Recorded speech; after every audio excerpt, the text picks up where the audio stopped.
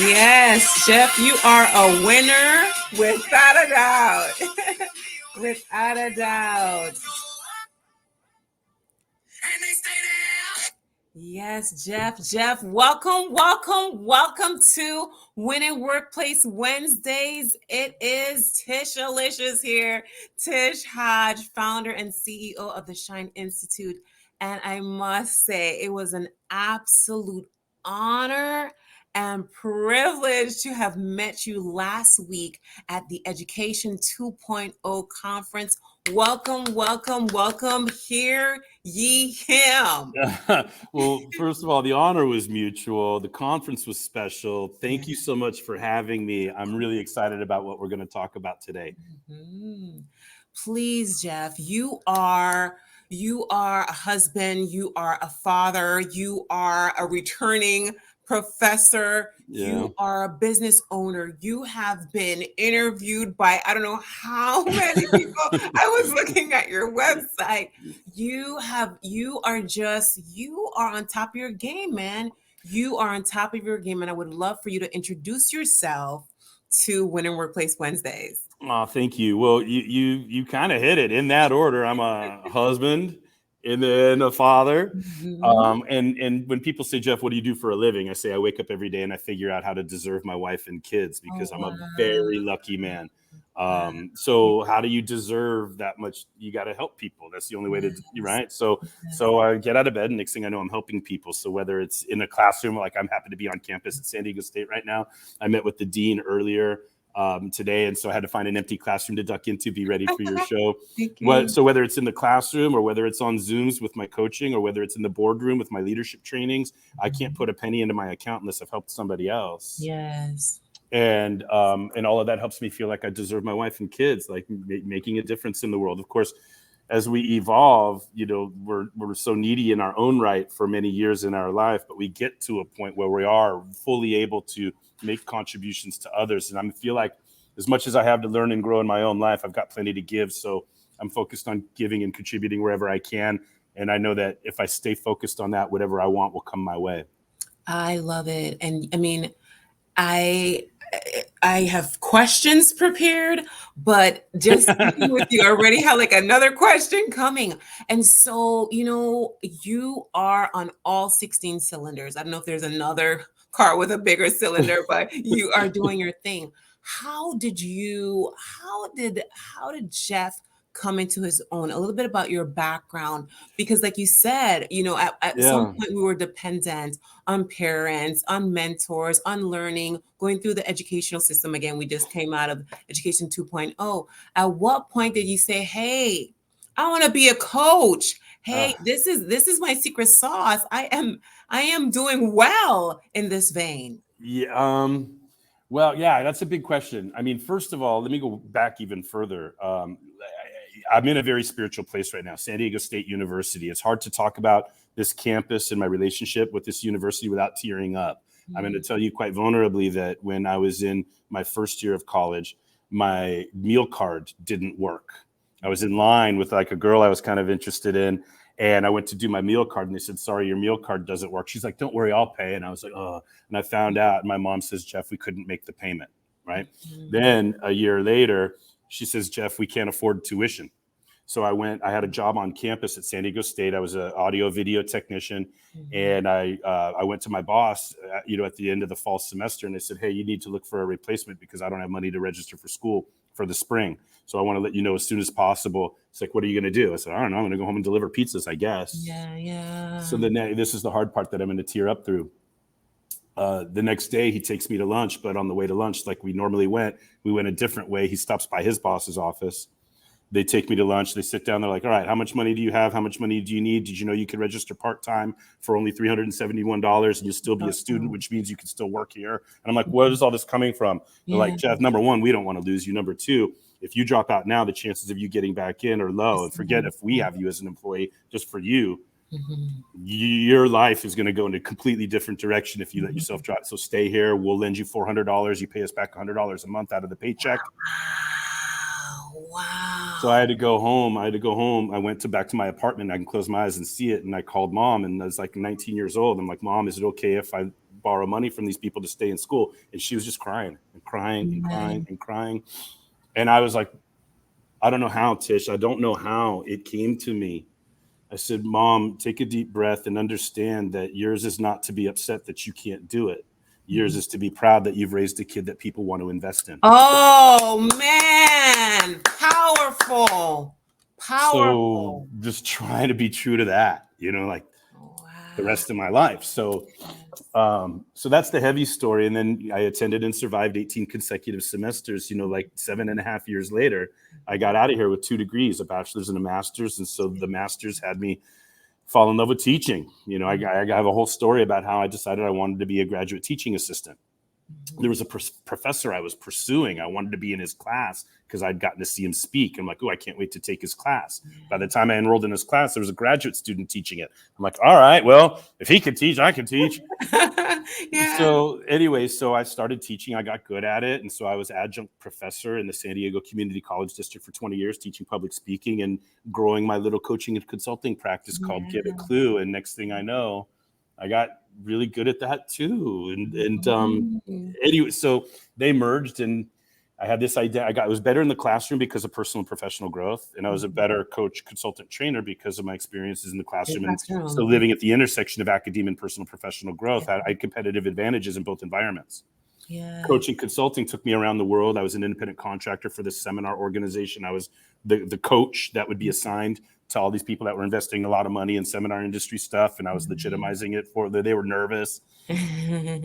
Like, oh, I was worried. And then I show up to coach them. To coach them for 3 days. And like, oh, thank God they sent me a legitimate coach. Okay. All right, yeah. So the seminar industry, just like anything else, there's beautiful things to get out of it, but there's also, some questionable stuff. And so I was, at least legitimizing the coaching that people were buying. And then I retired from teaching because I was going around the world and I couldn't commit to brick and mortar anymore. And then COVID hit and we all went through whatever we did to re-identify and reinvent and restabilize and whatever. And I went through some things. And during COVID, why waste a good pandemic? Pandemic or no pandemic, I still have a potential. Pandemic or no pandemic, I still have a purpose on this planet. Pandemic or no pandemic, I still have gifts and competitive advantages and things to offer the world. So while a lot of people were binging Netflix, I was writing the integrity game. I love it.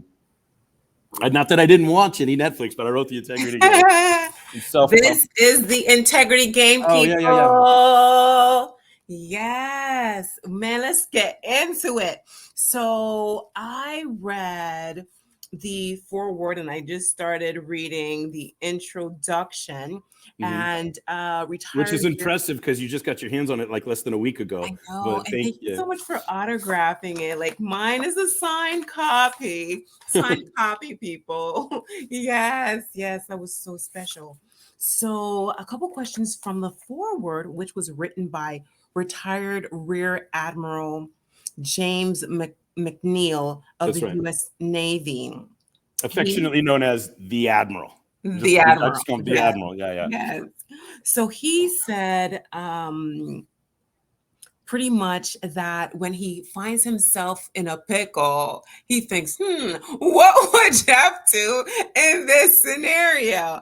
And that one of his colleagues, if not employees, you were their executive coach, and that person introduced you to him. And then he said, pretty much you guys share a deep love for people, but more importantly, that you will always call people out if they need to have integrity. Where did you get such boldness to call out integrity or the lack thereof? Well, it's a mixed bag. I mean, first of all, hats off to the Admiral. What a great gentleman. He's doing football coaching and he's an adjunct professor at the Naval Academy in Annapolis, Maryland.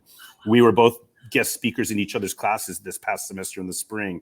And, I'll answer your question in a second, but I want you to understand, there's times in your life where people you absolutely respect and admire say something nice about you.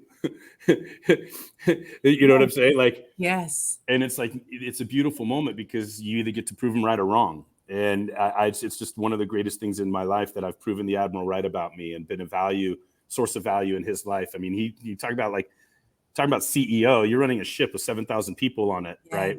Anyway, So to be of value in his life means the world to me. So I just wanted to make sure I acknowledged that. Yes, Now, shout out to the Admiral. Make sure we get that out there. yeah. Now to your other question about direct communication, part of it's your, behavioral style. If in human resources, Oh, a yes. DISC assessment, I'm a high D and a high I'm a I. high I. Yeah. Yeah. Well, we both over on a high I, right? But the thing is, the D is intense, especially by other people's standards. Right. So I'm naturally a direct communicator. Intensity is normal for me. You say you're operating all 16. Well, guess what? In my own head, I think I could be doing more. So there's a difference between how we're perceived and what our self-talk is. So intense direct communication to me, to others, feels like loving, compassionate communication, right? Yeah. I mean, if you had broccoli in your teeth, I mean, Tish, you especially, right? If you had broccoli in your teeth, I need you to tell me, Jeff. yeah, you want me to dance around it? You want me to dance around that? You want me to tiptoe? You want me to Not at just all. let me hope she figures that out on her own? No. Right? So the thing is that when it comes to accountability, and we're talking about the integrity game, accountability, and here, by the way, it's like, how'd you figure out how to be so direct? Well, part of it's instinct, part of it's education, right? But part of it is under-evolved. In other words, I've been direct with people before when I didn't have their permission, when I didn't pave the runway, when I didn't klubricate the situation, right? And I love it. You follow? So klubrication is my silliness for reduces friction, gets people unstuck, makes things easier, right? Yes. But my point is that for your audience, like direct communication, it needs you want to pave the runway with permission. Yes. Permission to lead is critical. If I get you engaged and if I get your permission to lead, then I can be as direct as possible because you trust me, because you already know that I know you. You already know that I'm willing to listen. You already know that I've done the appreciative inquiry and that I've taken the time to get to know you. I've taken the time to understand what you want. Yes. And if you know that I know what you want, then I communicate directly, you can believe that I just want you to get what you want. So thank God the Admiral's mature enough to grant that sort of permission, right? And so there, like, oh my God, there's an Admiral. But if I let that stop me from saying what needs to be said in the moment, then I don't deserve an Admiral as a client if I can't be direct with an Admiral. But it's not about just the direct communication. What I'm trying to say to you, Tish, is that you need permission first. Yes. And you get permission to lead when you relationship. Yeah, you get permission to lead when you work hard on engagement. If I can get you engaged in my leadership, I could tell jokes, I could tell stories, I could say nothing and you'll get it. Because you're going to be so into me because you know how into you I am. Correct. And so I care. I don't know if that's an answer to your question. It is. Huge answer. I mean, if you're not engaged, then we should all just go home. That's right. We should just all go home. I don't want to build a mansion on top of quicksand. Exactly. So, yeah. So in the C-suite, it's more than just the numbers, man. It's the people. You have to care. You have to engage in your people. They have to know that you want them to succeed. You're there to make sure that they get what they're looking for at the end of the day. And so we can't. In the C-suite, no offense to any of your C-suite listeners, but how many people are surrounding these C-suiters that are trained in the delicacies, the intricacies, the technique, and the compassion of direct communication? Who gets to be direct with a C-suiter? Yes, we need to make sure that there's no group thinking and that we can have that safe space to have that direct communication. It's really critical. What else? Your questions are good so far, Tish. Awesome. I have another one. I have another, and we have seen this one. The other one is still in my suitcase. I still need to unpack. But how many books have you written? It's so funny. I'm so focused on the books that I want to write. I got like endless number of projects that are in my head. But let me go through them. The first is Get a Clue in 52, my self-published book. It's 52 tips. They're all organized into 5 categories: communication, accountability, networking, marketing, and sales. Not in that order. And there's 2 extra tips in marketing, so I had a year's worth. Then I did a co-authored project with a client of mine. We did Get a Clue in 52 for entrepreneurs. Nice. So all 52 of those tips were in categories related to entrepreneurialism or being an entrepreneur. Then The Integrity Game is the 3rd book, and now the current book that I'm reading on a weekly basis and streaming to my social channels is Get a Clue in 52 for coaches. Nice. So I find myself as vice president of communication for Professional Coaches Alliance here. That was started here in San Diego, but they're trying to expand. And last year I got involved in California Coaches as a board member and helped usher the merge between California Coaches and Professional Coaches Alliance. So when I got to the end of last year thinking, what 52 tips do I want to come up with for 2023? I thought, let me contribute to emerging and aspiring coaches as I'm involved pro bono, nonprofit, volunteering in a leadership position in the organization. So trying to create synergy and leverage so that I feed more than one bird with one grain. Yes. Oh my gosh. You are working on the 4th book. Well, no, the 4th one is out. I ghost wrote a book for another client of mine, so I guess that counts as 5. And I've got some book projects in my head, and I'm going to write another one. I'm going to write another Get a Clue in 52 by the end of this year, so that I have tips starting January, first week of January. I have 52 tips to read in 24. And I have other versions of the integrity game in my head as well, but I'm waiting for the right partners to come out with different versions of the integrity game to promote their verticals, right? So I've got a lot of books in my head in addition to the 4 or 5 that I've written. Oh my gosh. Jeff, how do you do it all? I can only imagine being a neuron in your brain. There's so many moving parts. I'm uncomfortable. What is your morning routine? Do you do work? Oh, well, okay. Routine. I feel like after the conference that goes out the window and you're just, figuring out conference stuff. So getting back into it, my best days when I was teaching last semester, I taught Tuesdays and Thursdays, and my first class was at 8 a.m. Mm-hmm. So when I was at really best version of myself, what I would do is I would wake up at 4:15 in the morning, and I would start a 1-hour walk by 4:45 in the morning. I would walk for 1 hour, hearing my thoughts, letting ideas come around, even recording a video if I need to, if something came to me. And I would be done walking by 5:45, in and out of, like I'm in the shower, after calm down, eat by 6:15, leave by 6:45, get to campus by 7:15, have time to cool down, relax, get into the classroom, fire up the lectern, and start class from 8 to 9:15, office hour, So that those would be the best days, when it started earlier in the morning, get my 1-hour walk in. Then, for diet and when I'm really on my diet and feeling the best about myself, I'll eat 300 calories every 3 hours, 5 times a day. And lots of water and supplements that hydrate my cells. And so that's when I'm my most disciplined. But I don't know if I'm, I don't know if I have a morning routine, but when I'm at my best, that's what it is. Tish, maybe it looks like I may have lost you. Maybe there's a hiccup I hope you can still hear me, but I see a circle now. Let's see if this comes back on for you, Tish. It's funny. I see. All right. So hello, everybody. Until Tish comes back on, let me carry the show. It's kind of funny. I think there's a hiccup in her internet connection. It looks like I'm still connected.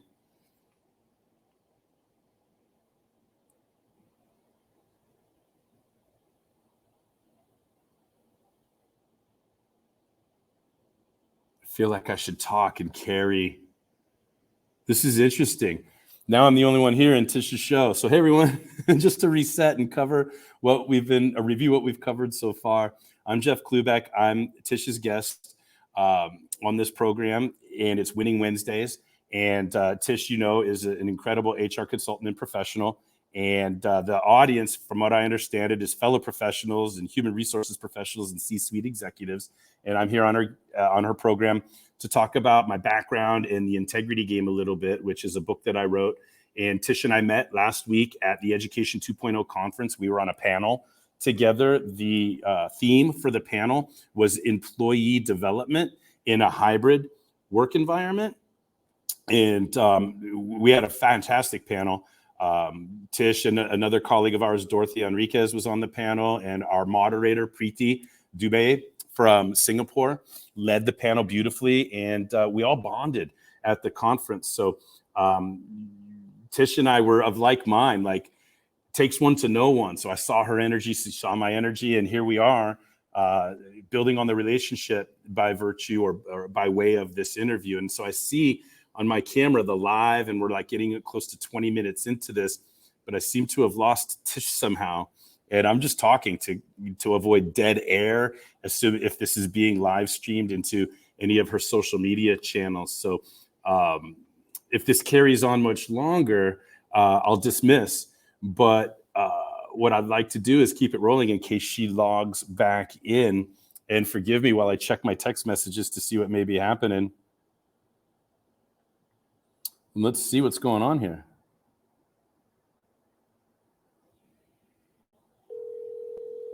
In real time. Jeff? Hey, Tish, listen, you're on speakerphone right now, and I'm still in the StreamYard, and I see the clicker still clicking the time away, 20 minutes and 25 seconds, 26. So I thought I would stay here in case you came back on board. But if the stream is ended, then I'll dismiss. Please stay. Okay, yeah, I'm staying, and I'm talking just to carry and avoid dead air. So I'll stay until you come back in. Yeah, my your computer, your video was going in and out. I thought it was on your end, but it looks like it said my computer overheated. That happens from time to time, especially in the summer when it's hot. I've got the sun on my face. It's shining through the classroom right now, but my computer's in the shade. Smart. Let me jump back in StreamYard. I'm going to restore. All right. So I could tell the audience right now, I've got Tish on the line. She's coming back in. She knew this interview was going to be hot, hot, hot. And it was so hot that her computer overheated. So we got to let the cool down occur, and Tish will come back on. And it's, one of the unofficial definitions that I heard of being a professional is the show must go on. So regardless of the hiccups and unforeseen circumstances, and by the way, here you come back. This is awesome. All right. I hung up the phone. Tish, welcome back to your show. That's how hot you are, Jeff. Oh, man. Well, listen, check this out. Fiery. The interesting, what was I going to say there is that the show must go on. And one of the definitions of being professionals, regardless, and this is I'll root it back into the integrity game. Are you ready? What happens to a building, bridge, or a tunnel? Yes, I am. When it doesn't have structural integrity? What happens to a building, bridge, or tunnel without structural integrity? It will crumble. It will collapse, right? It's going to go down. It's going to crumble. There's going to have no steel beams in there to keep it standing. Yeah. So the integrity game argues that the integrity game says human beings and podcasts and interviews are the same way. Without structural integrity, the slightest pressure test could have it crumble. But it just so happens that even when your computer overheats, we've got structural integrity to keep the show rolling. The show must go on. That's right. So we're resilient. So much for staying on. We're resilient. And you know what? I wouldn't change it. I would, life things happen. It's not going to be always squeaky clean or exactly how you anticipated. There were 3 items from the conference that I forgot. I got pens with the logo, my face wash. I'm like, come on, I don't want to forget my face wash. And, I invested in these pens, but you know what? The show still went on. And no one realized that I still had another giveaway to give. So at the end of the day, come what may, it's just fiery. We want to hear more from Jeff. My next question is, tell me more about your 52 tips for coaches like me, like Dorothy, who will be coming on next week. What are some things we can do to make sure we hit that 50K plus annually in our coaching space? Yeah. Well, great question, because I heard a statistic back in 2013 that 90% of everybody that calls themselves a coach makes less than 40K as a coach. And that was 10 years ago. So you're asking a great question. And that's one of the things that I'm really focused on in the book, is to help aspiring and emerging coaches quit their day job, so to speak. Yes. Right. Yes. So the all of my 52 tips books, they're organized into 5 categories. Right. And if you wanted to hang on, I would get the cover too. I have the book in my backpack. Is it right there? I can get it. I can get it as I speak. So let me show you.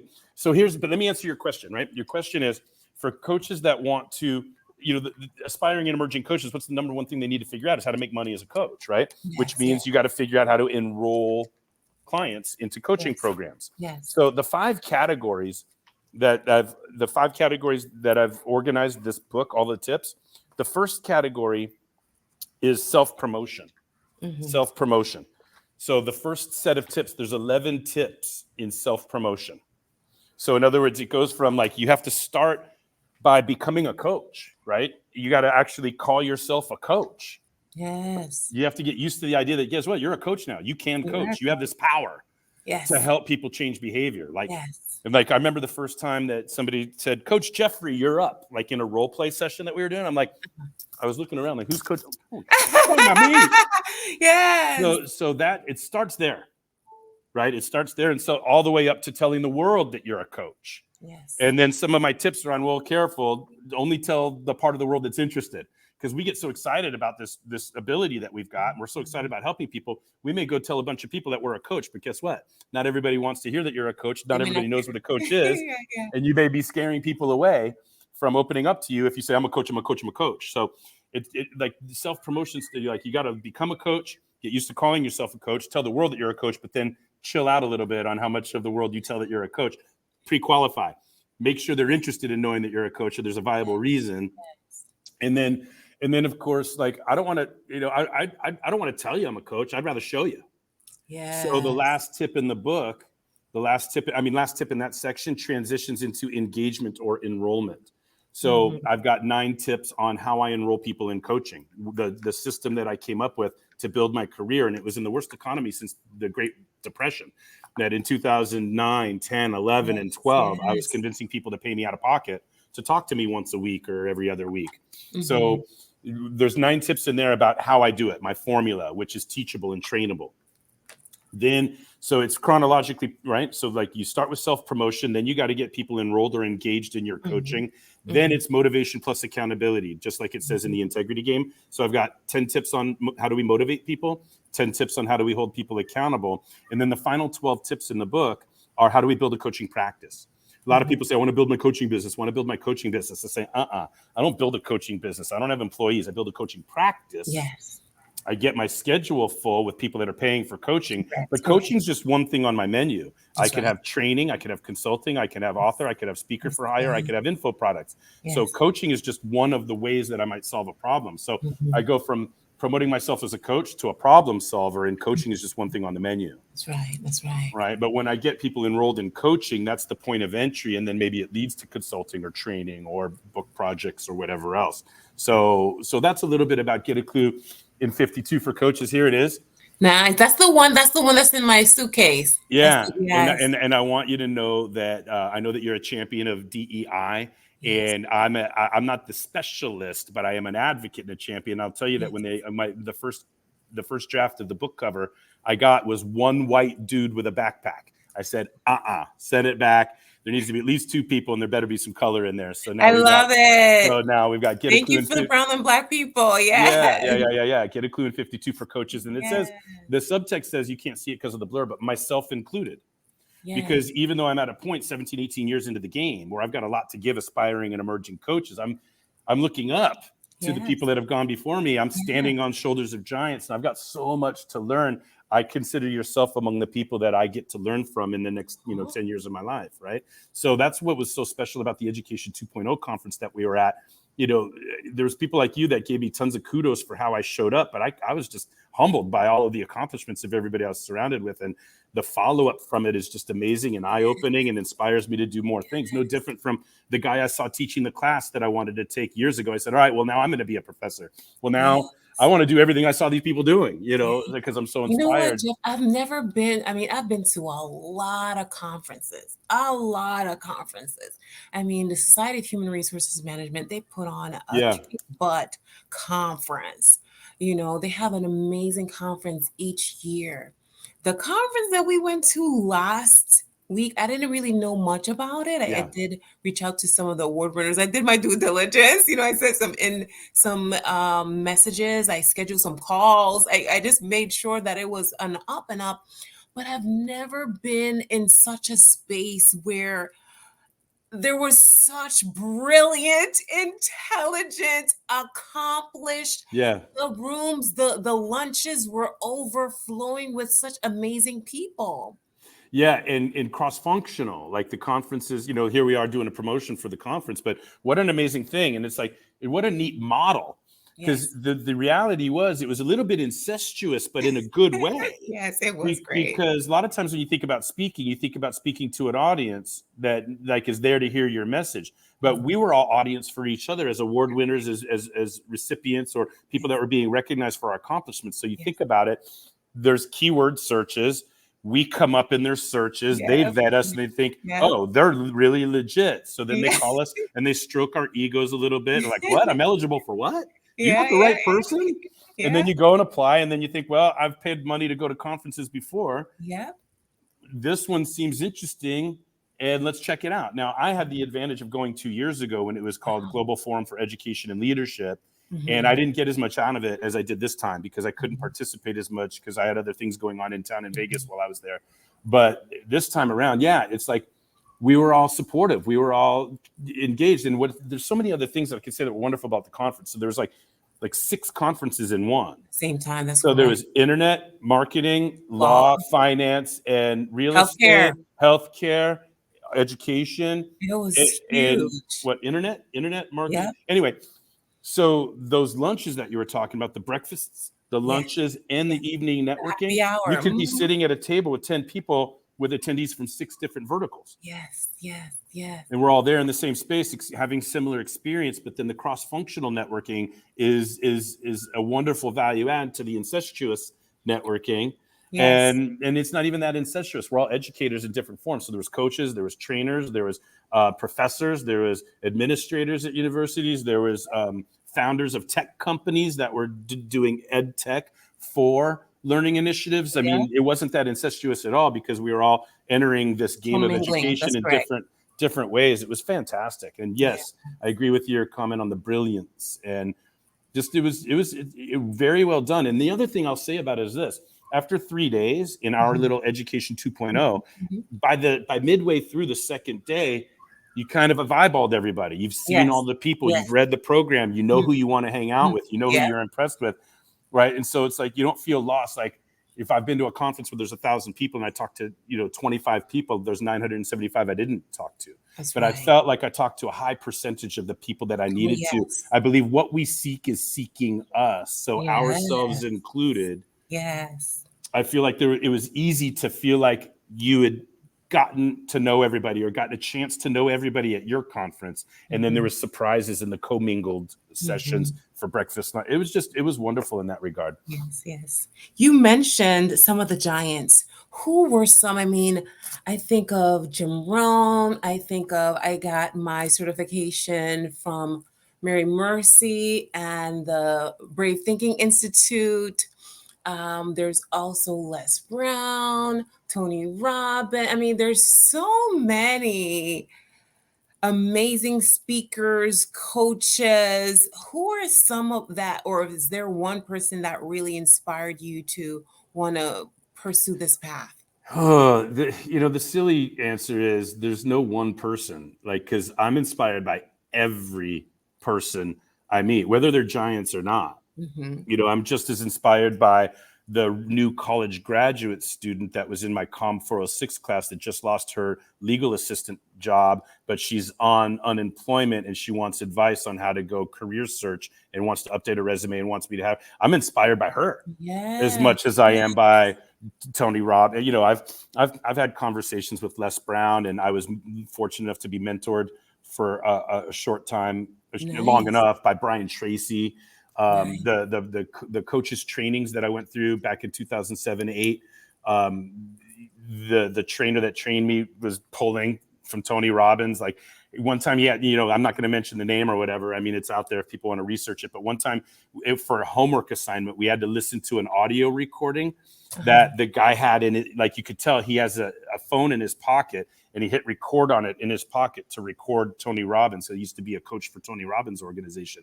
So now he's at the meeting, and Tony's in the room, and Tony's leading his team of coaches. And the guy puts his phone in his pocket and records and makes an audio of what Tony says. And we had to listen to it as one of our required readings. Wow. I mean, one of our required assignments. I'm like, wait a second.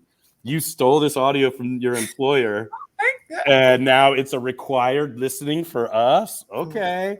So I mean, I say that because nothing's perfect, and everybody's Integrity game, the integrity well, game. ultimately, that's my brand. That's what, I want more integrity in my life. And so I Yes. wrote the book. A lot of times our work is a reflection of what we want for ourselves, isn't it? Right? Yes, it Aren't we is. projecting a little bit? Yes. So I know that I'm committed to a life of integrity, and I'm a human being, so I fail often. And but it's a standard that I hold myself to, and I want to expand our understanding of what integrity is. It's not a value, a moral, or an ethic, or it's not even a one-to-one relationship between word and behavior, even though those are parts of it. I have a 10-point model of things that I think we need to integrate, things we need to bring together.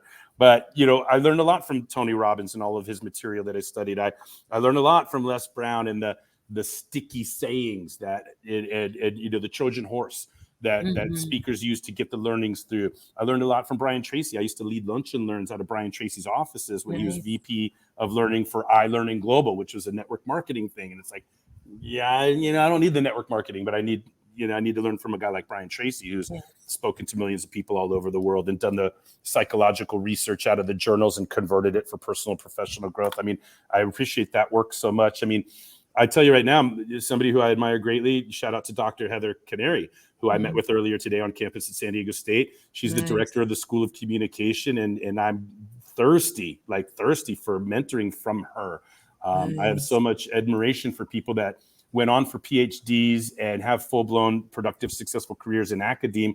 I said, hey, that's the most fun I never want to repeat. So I stopped at master's and went into the quote real world to try to make money. But now that I'm back on campus, I have admiration for these giants here in academia that get the grants, get the projects, write the books, do the studies. You understand, and brave the institutional politics of it all just to continue to be educators. So I find myself inspired by everybody I meet on some level. As far as behavioral assessments are concerned, Dr. Tony Alessandra is somebody that I look up to, and I embraced his platform versus the assessment platform I used to use. And there's people I haven't met yet that I look up to, like Simon Sinek and Gary Vee. I love Gary Vee. Like, you talk about a guy who just gets to be himself. Just be yourself. Like, he's not worried about what he looks like. He's just showing up and talking. And I love that. Right. So I've heard one of the greatest luxuries in our life is the ability to be ourselves. Right. So, I mean, I could keep going. There's so many people that I look at. My mentors on campus, Dr. Peter Anderson, who shared my master's thesis. And I mean, there's so many others. Right. I mean, I could keep going. My parents who didn't have enough money to pay for my stuff. Right. I admire them and look up to them because they taught me how to keep a marriage together. Yes. You understand, and what to have that character and integrity, that you were a great worker, a great student, that people wanted to invest in you, like you said. Yeah, I've had many times in my life where people have looked at me and said, Jeff, you could probably do this, or Jeff, you're this, and I'm like, what? Because I didn't see myself that way. But then I quickly, I'm all committed. I got to prove you right. I won't let you be wrong about me. You are, I'm telling you, Jeff, your energy, your empathy, your heart for people, your directness, I love it. To some people, it seems like I'm a unicorn. Like, is it real? Like, can you really have it all? But I see that in you. You have it all. Well, you may not be a billionaire yet, but you still have it all. Well, I feel wealthy in many areas of my life when it comes to relationships and fulfillment. And I'm playing with house money in terms of having already accomplished so many things that I ever set out to do. It's like, that's fun when you accomplish your goals, because then it's like, now what? Oh, new goals. Right. And that's what the integrity game is helpful for, because it asks me about purpose. It asks me about my gifts. It asks me about my potential. It asks me about my goals, the 10 sets of questions. Now I get to refer back to it every now and then. And it's my own personal accountability structure. It's on my own personal engagement structure. It's a diary. It's I just check in on that. Are these still my answers? Yes. And then I just get to update my answers. And now I've got structural integrity to attract what I need and resist what I don't. So, I mean, Jeff, with all that you have done, what is next for you? Oh, man. What's your dream? What's your dream? Because you have lots on your list. You have a book to write, but before the year is out for 2024 with your tips. So the dream isn't what's next. The next is steps towards the dream, right? The next is I'm going to write another book. I'm going to be back on campus at San Diego State and further immerse myself in this culture and really, wave the flag of San Diego State University. My son is here on campus playing baseball.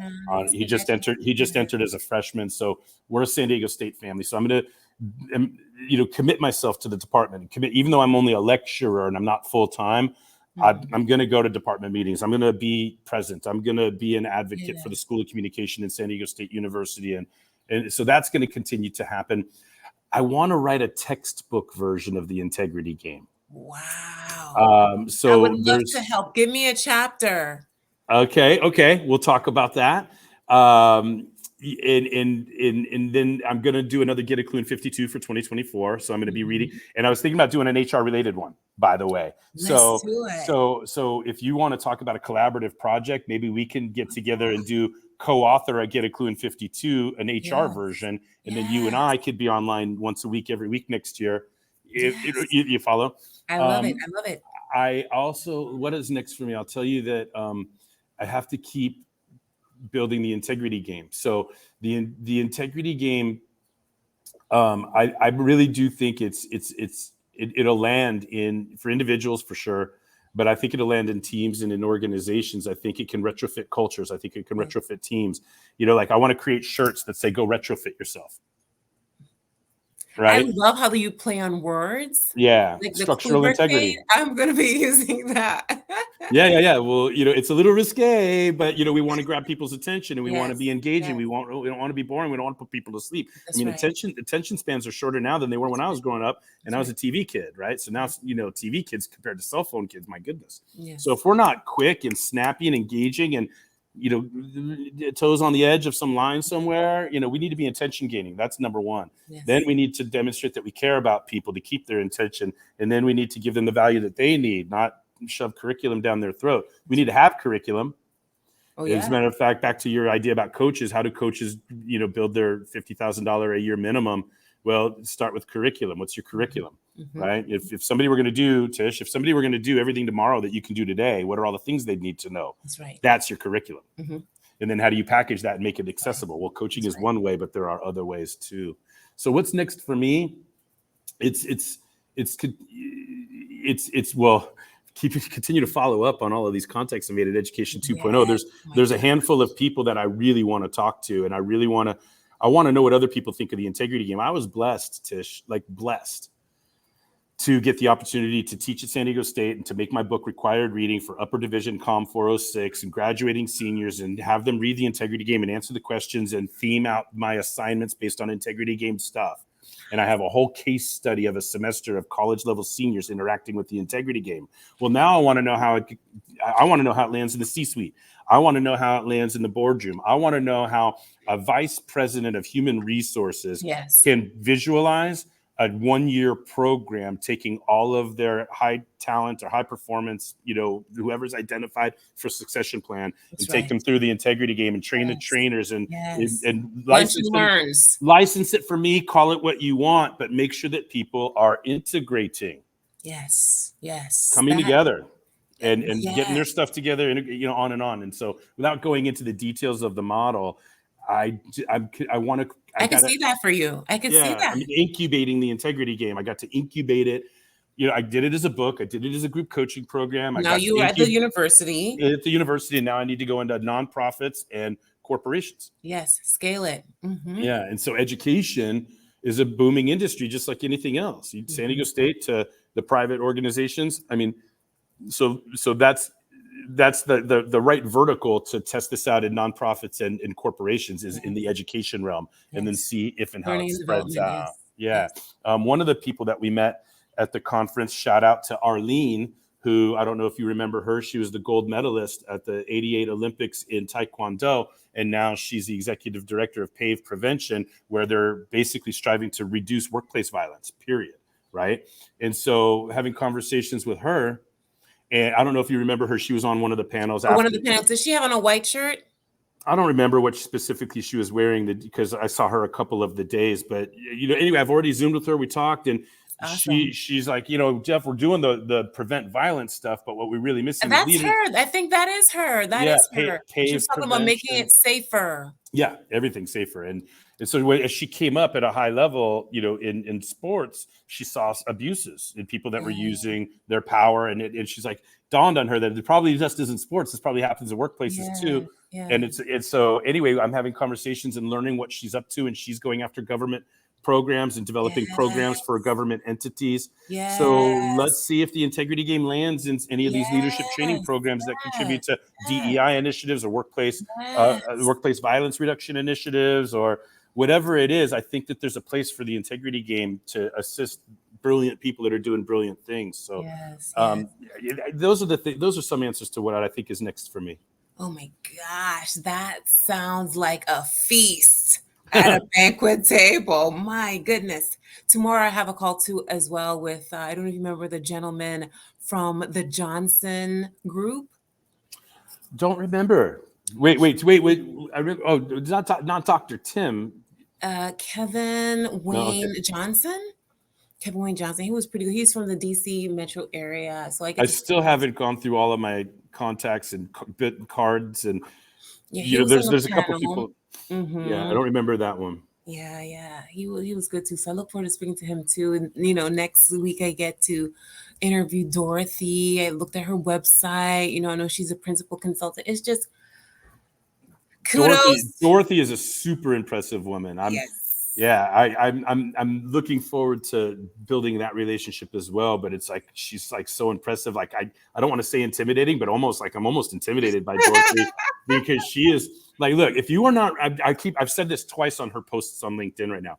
If you are not ready to own your stuff, you are not ready for Dorothy. Elevate. I think it's her company. You're not ready to elevate if you can't own your stuff. That's right. Which goes hand in hand with integrity. Well, it's accountability at the core. That's where we overlap, right? So I call it the integrity game, and I put game on there because I want to Trojan horse it. Remember, accountability will always feel like an attack when we're not ready to be 100% responsible for our behavior. Yeah, I got your quote. I loved it. So how do we make this is what I'm on the planet for. How do we make accountability non-threatening? How much better would we perform in our individual, team, and cultures if accountability was non-threatening? If we willed ourselves, give me more accountability, please hold me accountable. Like I want you to ask me in a couple months, Jeff, of all those things you said on my show, that is what's next for you. Where are you at? How many of you where are you at?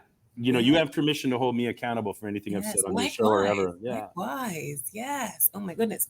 Let's see. We are getting very close. We started at 6:55. We were so hot. We broke the computer. We broke the live stream. I know. But if I could wrap it up, my final question would be, what is your trophy moment? What are you most proud of from all that you've seen? Like I said, I went to your website. I was like, shut the front door.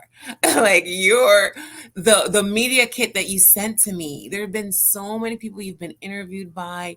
I mean, you are a self-publisher. You're working on book number 5 or 6 because you did do the ghostwriting with a client. Yeah. Co-writing with a client. It's none of those things, Tish. Thank you, but it's none of those things. And there's no single moment. It's like a tie. Okay. Number 1 is when my wife said yes when I proposed. I love it. Because there's a love story there. Like I had to give her up to get her back, and that was scary because I knew that we would make amazing kids. I knew that we'd battle. Attraction's the easy part. Opposites attract. That's the easy part. Compatibility is the hard part. Yes. And I knew that if we braved everything there is to brave on the compatibility stuff, the 1 + 1 would equal 3. So my second trophy moment was when my son was offered a Division I baseball scholarship to our alma mater, San Diego State University. I met my wife here. I got 2 degrees here. She got a degree here. And so you talk about like parenting, like nobody tells you how to do that. There's no book for parenting, and despite all the books there are on parenting, we still screw it up. There's no instruction manual. But that's tied with my daughter. She's 15 years old, and she passed the California high school proficiency exam at the age of 15 because she was signed by an agent because she's an up and coming actress and model. And nothing's going to stop her. So when she got signed and she passed the California proficiency exam, and just in the last month, she's gotten 4 auditions, one of which was for General Hospital on ABC. and it's going to take some time for her to nail one and get a gig, but she's ready to go, and it's all cleared. She's got the pictures. She's cleared. She can, if she has to go shoot in South Africa for a month, she can go with because she has. So my daughter and her unstoppability, her focus, like my kids are picking up what I'm putting down. It's like you don't realize it, but like all the Zooms that I've done, and they're in another room, but they just Yes. You know what I'm saying? Like they have motivation, accountability built into their DNA. And so my trophy moments are not anything I've done professionally. I think that's the easy part compared to like winning the woman that you want to raise kids with and getting her to say yes, despite all the competition out there in the world. And my wife is amazing. So that's, when she said yes, when we got married. And how many years now, Dev? We've been married since the late 50s. Oh, wait, never mind. That was a compatibility comment. I'm sorry. I will tell you the first time I kissed Marianne was November 19th, 1991. So I was 19 years old. She was 18 years old. And I said, damn, we are really too young for this. How are we going to do it? And 7 years later, we were codependent. And I initiated a break. And I said, look, the only chance we have of being together happily ever after is if we invest in our individuality first and bring that to the table. If we're codependent, we're destined to fail. And I only want to get married once. And I know you only want to get married once. So at the risk of losing you, I'm going to set us free. And if the cliche is true, when you come back, it'll be meant to be. But I know I'm going to have to work my ass off. Forgive me. God. I knew I was going to have to work my ass off because it was unilateral. And I'm like, hey, I'm ready. Oh, you are, huh? Talk to the hand. Yeah. You need to write a book on relationships. Yeah. Because you took accountability of that. Someone would not, I'm sure, like, clearly this lady is your wife, the mother of your kids. You love her to death. But for you to be able to walk away, that says so much about your strength and your maturity. Well, I looked myself in the mirror. I don't know how this stuff comes to me, Tish. I don't know how. Like when I was 19 years old, I don't know how it came to me to tell mom, just be proud that you raised a kid that somebody want to invest in. I don't know how that came to me at 19. And I don't know how this came to me at 26. But I told Marianne, if I really love you unconditionally, really, not just saying it, but if I really love you unconditionally, that has to include that me being your partner can't be a condition. Yeah. That means that all I want is for you to be happy, whether it's with me or not. Yeah. Now, if you find a bigger this or a better that or a deeper pocket or a whatever, then I just have to find a way to be happy for you if I really love you. Yeah. But if I need you to be mine in order to, then we're building a mansion on top of quicksand and we're destined to fail. Yeah. And I don't know how I knew that when I knew that, but I did. And it worked. So what's my shining moment? When I talked through enough hand to get her to say yes. Wow. And I braved all of the, okay, but no, okay, but no, okay. Yeah, crush me like a wormy apple, stomp on me like a cigarette butt, get resentment to a place of equity, whatever it takes. But I'm here. Love is my choice. You're my first and only choice. There's no other woman on the planet until I believe that you're not available to me anymore. And I don't believe that yet. So I'm going to keep working until I believe you're unavailable. And I fought through. So that's my shining moment. And now we got these incredible kids. I haven't even talked to you about my youngest, Brody, who's still sweet and innocent at 10 years old.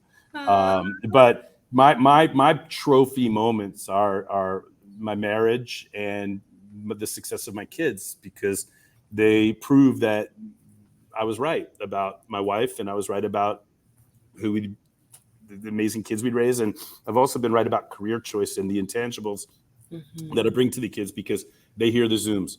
They hear what I say in the car. Yeah, Chad. Yeah, Dad. Whatever, Dad. Yeah, Dad. Whatever, Dad. But then all of a sudden they say something, and you're like, oh, I get it. They were listening. It's sinking in. Yeah. So like I said at the beginning, when somebody asks me what I do for a living, I wake up every day and I figure out how I'm going to deserve my wife and kids. I'm a lucky man. So I'm just going to keep helping as many people in this world as I can and try to increase the world's integrity, one person, team, organization, culture at a time. Yes. And I'm blessed. Well, I would love to partner with you on the 51 tips to the people and culture professionals in 2024. We want more. And I am sticking with that. We can talk about that offline. But I promised the audience, and I see that Nicole Hassania loves what we're doing. And hey, Nicole, Hey. we are just so excited that this is going to be something that's for the archives. I'm going to make sure that I send it to Pretty. I'm going to make sure that I replay and have the link available for those who did not come in to talk with us live. But it has indeed been an honor and a privilege. Any questions you have for me? Maybe one takeaway while we have like maybe 2 more minutes? Well, yeah, I mean, I'm hesitant to ask a question because you and we can get into, Pandora's box, right? I know, right? But let me turn it around. What's next for you, Tish, and how can I support you? How can I make myself available to support the whatever's next for you? I mean, we're going to talk offline about co-authoring a book. I think that could be a lot of fun. But beyond that, what's next for you, and how can I continue to support you? Of course. I do have a couple gigs coming. I think I may have told you in the fall. I actually get to go to the state that Dorothy is in October. I have a speaking gig in Wisconsin, La Crosse, Wisconsin. And then in September, I have another speaking gig in Minnesota. So my speaking iron is pretty hot. I would love to. How you can help me? I would love to. I have so many ideas as well. I would love to birth, slay, and shine. You heard it right here. You heard it right here as I'm featuring Jeff with the Integrity Game. I do want to birth, slay, and shine. How to triumph over life's challenges that were meant to destroy you.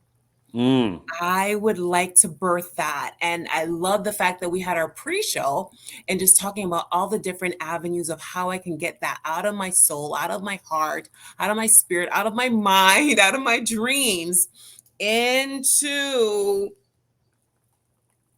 a book. Yeah. Well, I got to just real quickly, I'll tell you, having taught public speaking for 20 years, one of the things that comes very naturally to me is to organize content, because students would come up to me and say, Jeff, I don't know what to do my speech on, which is BS. They would be procrastinating and blah, blah. And so I'd say, well, what do you love? And what would you talk about for free? And what would put the best smile on your face? What are you passionate about? So I would lead people to topic selection, and then now there's any topic you can talk for 1,000 hours on any topic.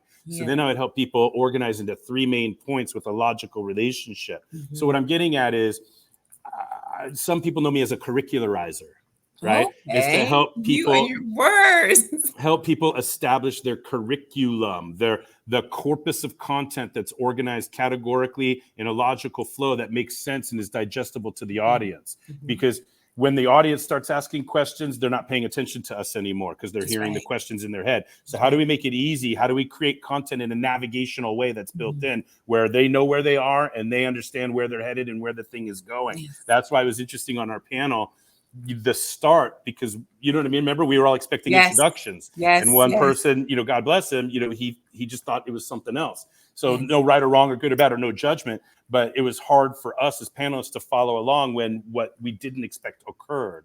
Right. And so anyway, all of that stuff. So curricularizing, organizing content into logical relationships that make it digestible for the audience. I love that. And it comes naturally for me. I love it. So I have a client right now that I'm working with. Friday will be week 5 out of her 12-week session. And I am going to, I try to be consistent with my Wednesdays, my Winning Workplace Wednesdays, but I'm thinking about airing. It may not be live because I have some other commitments on Tuesdays and Thursdays, but I'm thinking of either Tuesdays with Tish or Thursdays with Tish, and really sell my Ladies of Victory curriculum that's coming out.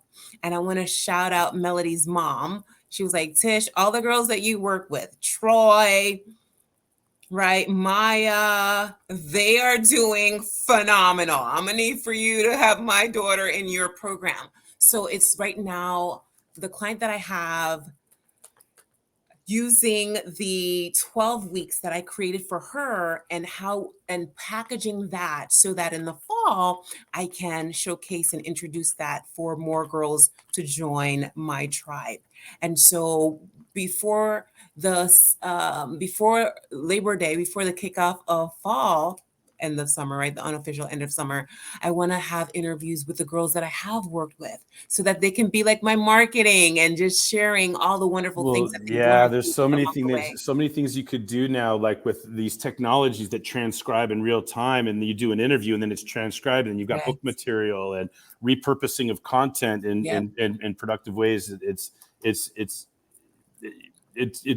There's so many things that can be done. So I'm excited. You got a lot that you can look forward to, and I've got some ideas about how I can continue to be supportive of your efforts. I mean, like, you and I are cut from that same cloth. We're born to support and help other people. Yes. We need to actualize, like, Yes. secure your mask first. So we need to Of actualize course. ourselves so that we Yes. could be the most supportive that we could Yes. possibly be for others.